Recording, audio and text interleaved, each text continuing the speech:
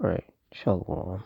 First, foremost, I want to start this lesson off by giving all the praise, honor, and glory unto Yahweh, Ba'ashim, Yahushai, Ba'ashim, Rakakwadash. Double honors to the apostles and elders of Great Millstone. Honors to our brothers who are fervently preaching the word in sincerity and in faith. Shalom to the sincere Akwath, and shalom to the scattered Israelites who are amongst these heathen nations and look like these heathens. Now, this lesson is going to be an update on the Venezuela earthquake death toll. So through the Spirit, I'm going to read this article, get some precepts, and the Lord's will you're edified. It says Venezuela earthquake's death toll jumps to more than 3,500. Experts warn of an impending health crisis with thousands sleeping in crowded temporary shelters. It says more than 3,500 people have died after a pair of earthquakes struck Venezuela last week, while nearly 18,000 people remain unhoused. The death toll from Venezuela's twin earthquakes now sits at 3,535, with lawmaker George Rodriguez saying on Monday that the latest official tally showed 16,740 people injured and 17,854 left without housing. At least 12,800 people were staying in 80 shelters across Caracas and La Guaira, the coastal regions most directly impacted by the earthquake.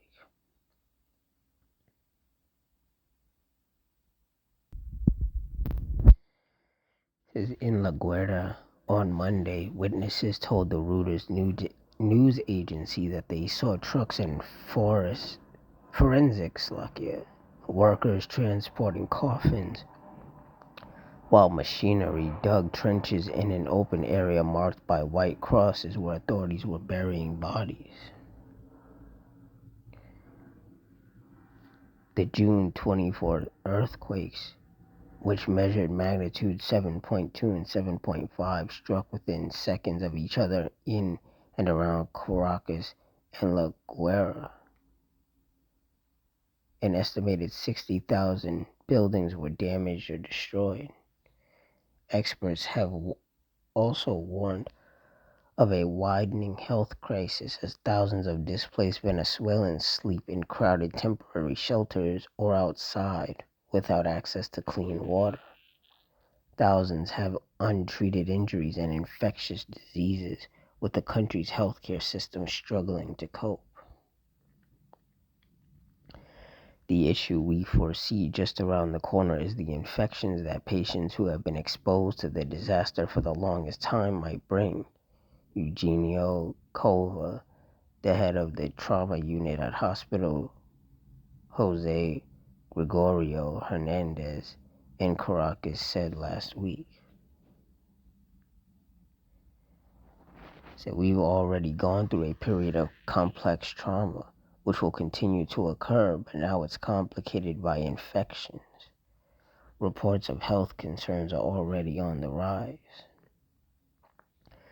There's been lots of reports among the population here with diarrhea and other diseases. Says Al Jazeera's correspondent Teresa Bow, reporting last week from a shelter site in the region of La Guaira. They're asking, for example, for portable toilets and also help from the government to try to reorganize this place to prevent overcrowding, but also the spread of disease. Frustration about the government's rescue and recovery efforts has led to everyday citizens taking charge to find survivors and distribute aid. Carolina Jimenez, the president of Washington Office in Latin America, a research and advocacy group, told Al Jazeera that the result has been growing anger towards the state. In a government in any other country, the first responder should be the state, she said last week. In the case of Venezuela, the state has been the last responder. In places like Katia, Lamar, north of Caracas, authorities still haven't arrived or are lacking. Said the response has come from citizens, from civil society, from humanitarian workers, from volunteers, but not from the government. Yeah, so it's just nonstop chaos going on out there.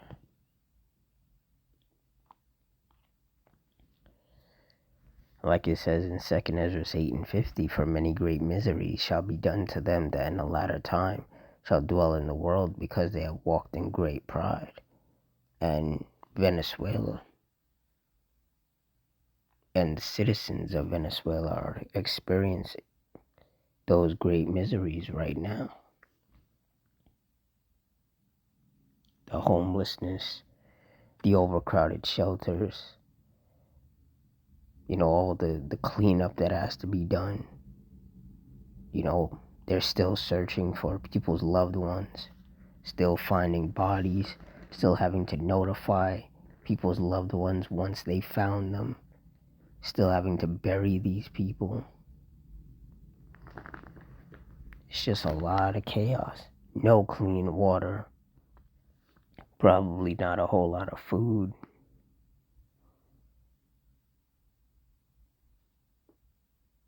And then you also have to acknowledge the mental toll that, people experienced with those two major back-to-back earthquakes.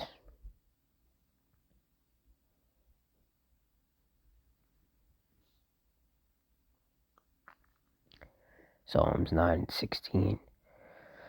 The Lord Yahweh is known by the judgment which he executeth. The wicked is snared in the work of his own hands. Higgaion Selah.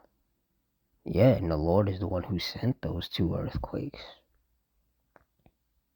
Caused all of that destruction, all of that chaos, all of that misery.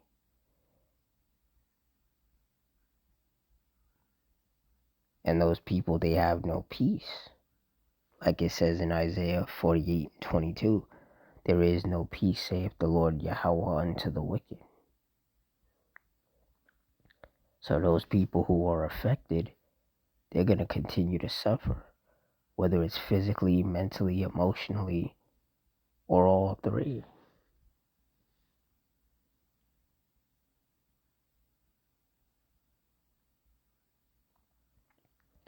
Like it says in Hebrews 10:30, for we know him that said, vengeance belongeth unto me, I will recompense, and again the Lord shall judge his people. The Lord brought major judgment upon his people, because most of those Venezuelans are Israelites from the northern kingdom.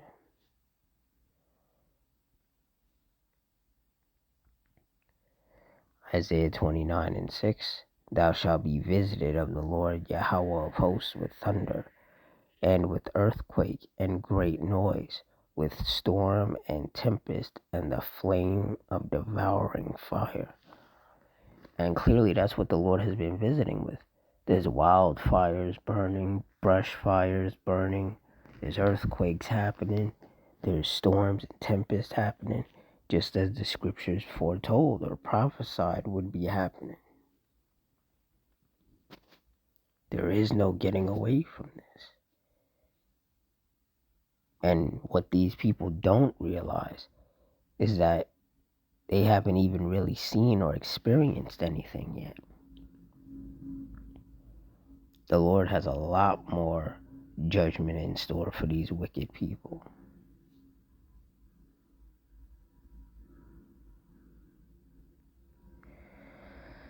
2 Ezra 9:1, he answered me then and said, measure thou the time diligently in itself, and when thou seest part of the signs pass which I have told thee before, then shalt thou understand that it is the very same time wherein the highest will begin to visit the world which he made.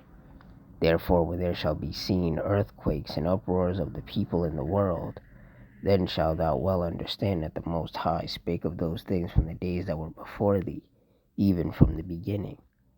For like as all that is made in the world hath a beginning and an end, and the end is manifest, even so the times also of the highest have plain beginnings and wonder, and powerful works, and endings, and effects, and signs. And those 2 earthquakes were powerful works of the Lord, has killed almost 4,000 people and left over like 12,000 people homeless, multiple thousands of people injured, multiple thousands of buildings destroyed.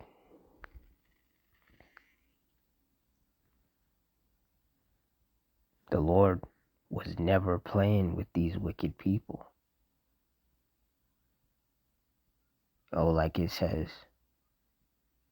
in Psalm 7 and 11, Yahweh judgeth the righteous, and Yahweh is angry with the wicked every day.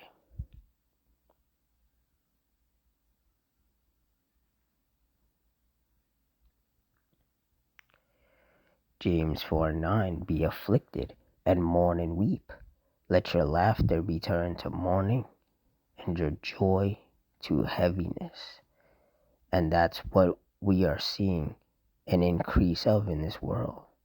As the Lord continues to pour out his wrath upon the earth and send these devastating judgments upon the earth, more people are being afflicted and left mourning and weeping because their loved ones are dying, they're losing their home, they're losing their job. The hits just keep coming. There's really not much to be out here celebrating or partying for. And that heaviness, that mourning, that weeping, that sadness is going to increase as the affliction increases. But you have to understand that this is all these wicked people being punished. It's not random, and it's not an accident. These people have provoked the Lord unto wrath with their continual wickedness, and now they have to be punished for it. And that's why all of these devastating judgments keep happening. These people are merely reaping what they've sown.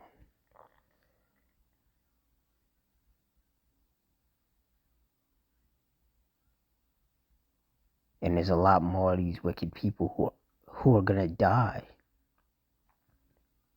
because the Lord is that angry with them. Job 4:7 says, remember, I pray thee, whoever perished being innocent, or where were the righteous cut off? And the answer is that nobody has died being innocent. All of those people who've died out there in Venezuela, the ones that have been found and the ones that have yet to be found, those people, whether they be men, women, or children, none of them were innocent. In the eyes of the Lord, they were wicked, and the Lord was angry with them. And seeing as we are in the last days, the Lord's anger is increasing, and it's manifesting in more destructive and deadly judgments. But you try to explain that to these people, and they don't want to listen. So there's nothing that you can do. Just acknowledge that these are the judgments of the Lord, and continue to fear the Lord and continue to examine yourself to make sure that you're still doing what is righteous in the eyes of the Lord, in hopes that you have been chosen from the foundation of the world to endure unto the end and be saved.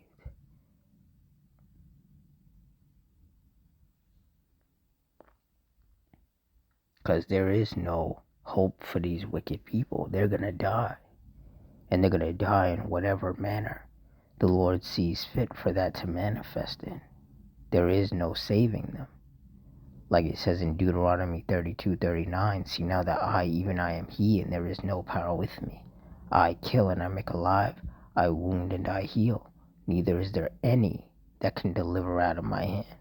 So all the people who are meant to die, in whatever way that it's going to manifest, those people cannot be saved. Once the Lord sets something in motion, it's going to keep going until it's fulfilled. There is no police, no medics, no doctors, no friends, no family members, no firefighters, or anybody else that can save these people who are meant to die from dying.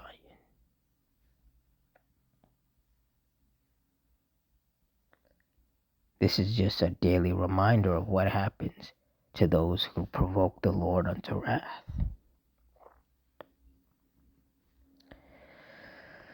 So with that, I'm going to wrap it up here.